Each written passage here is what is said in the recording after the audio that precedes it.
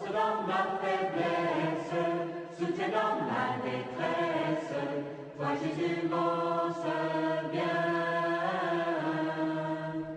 Quatrième partie. Le plan de Dieu pour le rachat de l'homme.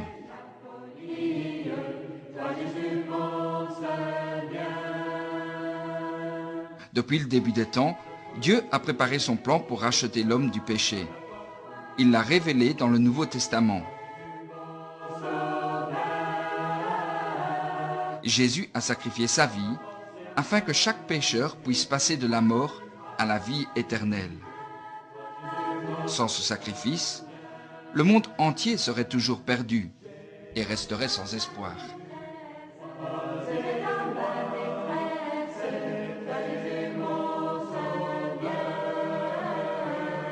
Puisque ce sacrifice suprême a été fait et que chacun peut être sauvé, ceux qui sont toujours perdus ne peuvent s'en prendre qu'à eux-mêmes.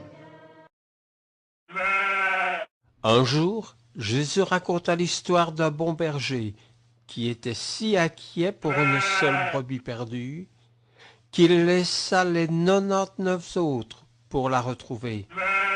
Quand il la ramena, il y eut beaucoup de joie pour lui et ses amis. La Bible enseigne que, comme des brebis, tous nous nous sommes égarés. Ainsi, une personne est perdue loin de Dieu à cause de ses péchés. Jésus, le bon berger, est soucieux quand une de ces personnes part dans le péché et se perd. Pour lui, notre bien-être spirituel est primordial, à tel point qu'il a donné sa vie. Juste avant de retourner au ciel, Jésus a demandé à ceux qui le suivaient de porter le message du salut aux autres. Jean le Roi, qui est chrétien, amène sans cesse des personnes à Christ, le bon berger. Quand une personne qui est perdue revient à la bergerie, même les anges se réjouissent. Jésus a dit: Il y aura plus de joie dans le ciel pour un seul pécheur qui se repent que pour 99 justes qui n'ont pas besoin de repentance. Jésus montra encore son inquiétude pour ceux qui sont perdus, en utilisant les petits-enfants en illustration. Il dit: En vérité, je vous le dis, si vous ne vous convertissez pas et ne devenez pas comme les petits-enfants, vous n'entrerez point dans le royaume des cieux. Ainsi, selon le Christ, lorsqu'un homme est pardonné, il devient aux yeux de Dieu pur et innocent comme un petit enfant. Ce passage montre aussi que seuls ceux qui sont assez âgés pour connaître la différence entre le bien et le mal ont besoin d'être sauvés. Les enfants ne sont pas jugés comme des adultes par Dieu. Ils possèdent déjà le paradis. Ainsi, il n'était pas utile pour Dieu de prévoir un plan de rédemption pour les enfants. Dieu a dit: L'âme qui a péché, celle-là mourra. Le Fils ne portera pas l'iniquité du Père, et le Père ne portera pas l'iniquité du Fils. La justice du juste sera sur lui, et la méchanceté du méchant sera sur lui. Ézéchiel 18:20. Si les enfants ne peuvent hériter les péchés de leur père, alors ils ne peuvent sûrement pas hériter du péché d'Adam. La culpabilité du péché ne peut donc pas être héritée. Elle apparaît seulement quand une personne choisit de faire le mal plutôt que le bien. Les petits-enfants n'ont pas la compréhension d'un adulte pour choisir ce qui est juste. Donc, aux yeux de Dieu, ils ne peuvent être jugés comme responsables et coupables de leurs péchés. Une personne ne devient coupable que si elle est assez mûre pour choisir entre le bien et le mal. Beaucoup de gens passent leur vie enchaînés au péché. En choisissant de faire le mal au lieu du bien, ils ressentent alors de la culpabilité. Ils voudraient alléger leur conscience, mais ils ne savent pas ce qui pourrait les aider. Une personne mûre et rationnelle réalise qu'aucun de ses amis ne peut porter pour elle la culpabilité de ses péchés. En étudiant la Bible, nous découvrons qu'il est impensable de mériter son salut. Tous les hommes pêchent et ont besoin d'être renouvelés intérieurement. Donc, après réflexion personnelle, tout individu réalise que seul un acte divin de bonté peut effacer les péchés.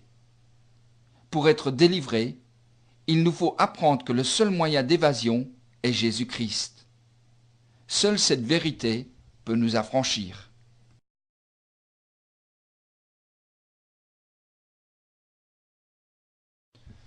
Remercions Dieu qui a envoyé son Fils unique dans le monde pour payer le prix et nous racheter de nos fautes. Certains acceptent le don précieux de Dieu les bras grands ouverts, d'autres doutent, et d'autres encore le rejettent, gaspillant ainsi leur seul espoir pour la vie éternelle. Quand il était sur terre, Jésus a souvent démontré sa puissance pour que chacun puisse accepter qu'il était divin, Fils de Dieu, le seul Sauveur. Lors des noces à Cana par exemple, Jésus a miraculeusement changé de l'eau en un vin excellent. Ceci démontrait son pouvoir sur la nature. Par la suite, le Sauveur plein de compassion a nourri plus de 500 personnes avec 5 petits pains d'orge et 2 poissons. Seulement le Fils de Dieu pouvait, avec si peu de nourriture, faire un si grand festin. Jésus montra aussi qu'il était maître des lois physiques. Il marcha à la surface de la mer pour rejoindre ses disciples dans leur bateau. Ainsi, il défia la loi de la gravité. Quand Jésus et ses disciples furent pris dans une tempête déchaînée, les disciples craignirent pour leur vie. Mais Jésus se leva. Il calma le vent et dit à la mer, « Sois tranquille, calme-toi !» En réponse à cet ordre divin, la mer se calma subitement et devint toute paisible. Nous voyons à travers cette histoire que le vent et la mer même obéissent à sa voix. Les miracles de Jésus qui impressionnèrent le plus ceux qui le suivaient furent ceux qui prouvèrent sa puissance sur la maladie et les infirmités. Ces miracles montrèrent sa compassion pour ceux qui souffraient. En plusieurs occasions, Jésus redonna la vie à des aveugles désespérés. Il ne montra aucune hésitation à guérir un homme qui était aveugle de naissance. Il guérissait aussi les malades, les mutilés, les sourds, les muets et les démons. Un jour Jésus dit à un homme qui était paralysé depuis 38 ans, « Lève-toi, prends ton brancard et va. » Et l'homme se leva immédiatement, parfaitement guéri. Toutefois, bien que Jésus ait guéri plusieurs corps, il s'intéresse surtout à nos âmes. L'autorité de Jésus allait au-delà des sépulcres dans le monde des esprits. Beaucoup ont vu sa capacité à rappeler les morts à la vie. Une fois, il rendit la vie à un homme du nom de Lazare, qui était mort et enseveli depuis 4 jours. Par ce genre de miracle, il démontra son pouvoir pour vaincre la mort. La victoire du Christ sur la mort nous conforte dans notre espérance pour notre résurrection et la vie éternelle avec Dieu. La plus grande preuve de la divinité de Jésus était encore à venir. À la fin de son ministère, le Christ prédit sa propre mort et son ultime victoire sur la puissance de la mort. En parlant de sa résurrection, il dit « Voici, nous montons à Jérusalem, et le Fils de l'homme sera livré aux principaux sacrificateurs et aux scribes. Ils le condamneront à mort, et ils le livreront aux païens, qui se moqueront de lui, qui cracheront sur lui, qui le battront de verges et le feront mourir. Mais 3 jours après, il ressuscitera. » Les disciples en furent affligés. Très vite, Judas l'Iscariote, l'un des disciples de Jésus, le trahit. Il le livra aux mains des ennemis, en l'identifiant par un baiser. Il fit tout ceci pour seulement 30 pièces d'argent que lui donnèrent les chefs juifs. Avec des torches pour trouver leur chemin dans la nuit, les soldats vinrent lourdement armés pour arrêter Jésus. Comme auparavant Jésus avait parlé de son royaume, les soldats le ridiculisèrent en l'habillant d'un manteau écarlate, avec un roseau pour sceptre et des épines pour couronne. Pour l'humilier et le railler, ils se prosternèrent devant lui en disant « Salut à toi, roi des Juifs !» Jésus passa le reste de la nuit traîné d'un tribunal à un autre, en étant injustement accusé. Le matin suivant, le Seigneur fut finalement amené devant Ponce Pilate, le gouverneur romain. Celui-ci fut vite fermement convaincu que Jésus était innocent. Quand il essaya d'en persuader le peuple juif, ceux-ci crièrent en réponse « Crucifie-le !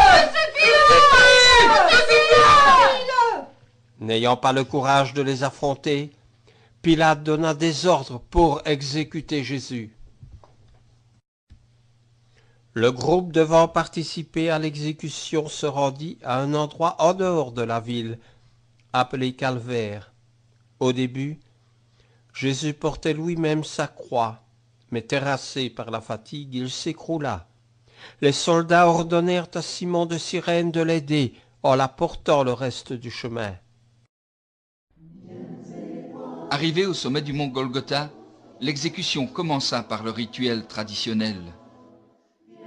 Les soldats firent étendre Jésus sur le bois.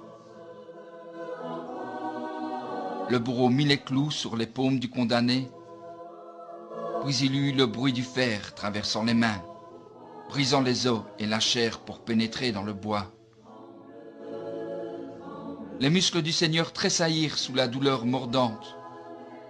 Puis la croix fut élevée et mise en position. Le corps du Fils de Dieu se tendit. Jésus savait que seule sa souffrance et sa mort pouvaient libérer l'homme de Satan et de la culpabilité du péché. À cause de son grand amour pour tous les hommes, il endura patiemment les terribles souffrances de la crucifixion, sachant qu'ainsi il devenait le sauveur de l'humanité.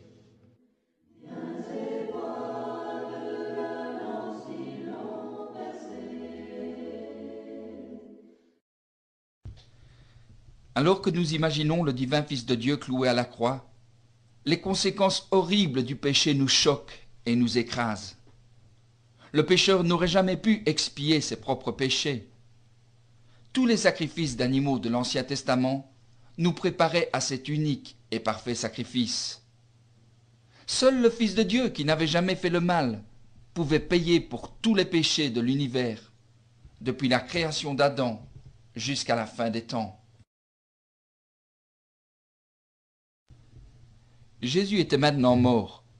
Son corps fut placé dans le tombeau d'un ami. Sachant que Jésus avait annoncé sa résurrection, les Juifs incrédules demandèrent aux autorités romaines d'apposer le sceau de César sur la grosse pierre qui fermait le tombeau. Ainsi personne ne pourrait ouvrir la tombe, prendre le corps de Jésus et le cacher sans être mis à mort. Des gardes romains furent aussi postés à cet endroit pour décourager toute tentative.